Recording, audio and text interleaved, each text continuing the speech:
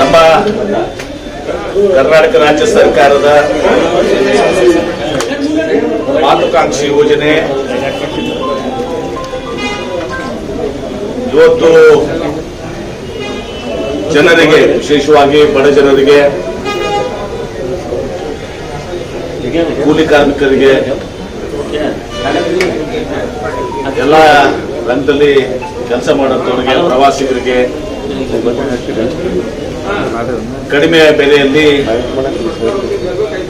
ಅವರಿಗೆ ತಿಂಡಿ ಮತ್ತು ಊಟ ಸಿಗಬೇಕು ಅಂತೇಳಿ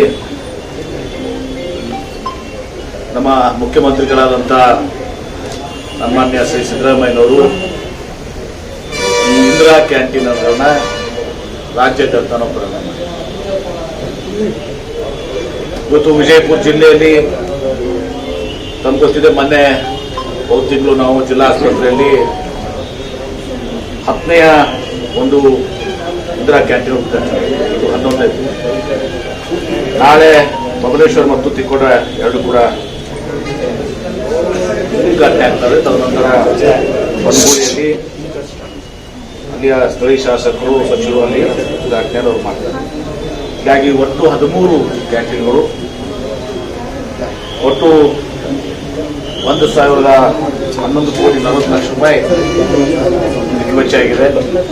ಅಡುಗೆ ಸಂಸ್ಕರಣೆಗಳು 5 ಕೋಟಿ 48 ಲಕ್ಷ, ಒಟ್ಟು 16 ಕೋಟಿ 82 ಲಕ್ಷ ರೂಪಾಯಿ ನಾವು ಈ 14 ಕ್ಯಾಂಟೀನ್ಗಳಿಗೆ ನಾವು ವೆಚ್ಚವನ್ನು ಮಾಡ್ತಾ ಇದ್ದೀವಿ. ನಾವು ಜನರಿಗೆ ವಿನಂತಿ ಮಾಡಿಕೊಳ್ಳುವಂಥದ್ದು, ಇದರ ಸದುಪಯೋಗಗಳನ್ನು ಪಡ್ಕೊಳ್ಳಿ. ಮತ್ತು ನಾನು ನಿರ್ದೇಶನ ಕೂಡ ಕೊಟ್ಟಿದ್ದೀನಿ, ಕ್ಯಾಂಟೀನ್ ಏನು ನಡೆಸ್ತಾರಲ್ಲ ಅವರು ಉತ್ತಮ ಗುಣಮಟ್ಟ, ಯಾವ ರೀತಿ ಇವತ್ತು ಪ್ರಾರಂಭ ಸಂದರ್ಭದಲ್ಲಿದೆಯಲ್ಲ ಇದೇ ಗುಣಮಟ್ಟ ಮುಂದೆನೂ ಕೂಡ ಉಳಿಬೇಕು. ಅದೇ ರೀತಿ ನಾವು ಜಿಲ್ಲಾಧಿಕಾರಿಗಳಿಗೆ ಮತ್ತು ಅಧಿಕಾರಿಗಳು ಕೊಡ್ತೀವಿ, ಯಾವಾಗ ಸರ್ಪ್ರೈಸ್ ಇನ್ಸ್ಪೆಕ್ಟ್ ಮಾಡಿ ಈ ಕ್ವಾಲಿಟಿ ಚೆಕ್ ಮಾಡಿ ಅಂತ ಹೇಳಿ. ಮತ್ತು ನೀವಂತರೂ ಇದ್ದೇ ಇದ್ದೀರಾ, ಅವರು ಕ್ವಾಲಿಟಿ ಚೆಕ್ ಮಾಡಲಿಕ್ಕೆ ನೀವು ಭಾಳ ಜಾಗೃತ ಆಗಿದ್ದೀರಿ ಮಾಧ್ಯಮದವರು.